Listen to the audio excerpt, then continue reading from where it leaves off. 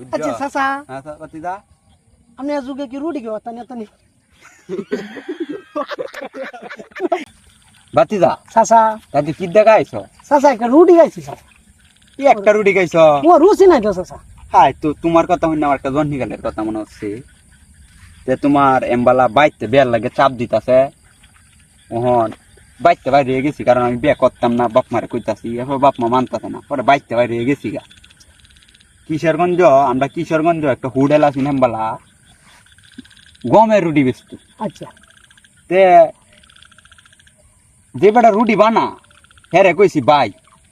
রুটি কয়টা আছে হ্যাঁ কইতাছে আছে 8-10টা আমি কইছি তাই নহনিতে কাপড় রুটি বানাই লাগিয়ে হরু এইসব হ্যাঁ তে হ্যাঁ রুটি বানাইছে 25টা রুটি দিছে আচ্ছা তোমরা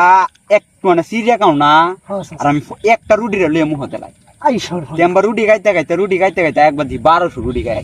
আইসর হ্যাঁ আই সর্বনাশ আর কাশি যেটা জবরে রাঁধছি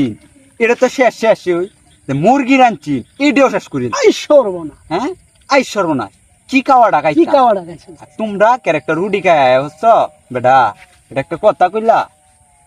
চাচা মোহর রুচি নাই তো চাচা তো রুচি থাকবো কেমবা ওখানে যুগের ফুলা মানে তো রুচি সব গেছে গা রুচি আছি না আমরা বুঝছো আচ্ছা চাচা হ্যাঁ বাতিজা আপনি যুগে কি রুটি খাওয়া তানি তানি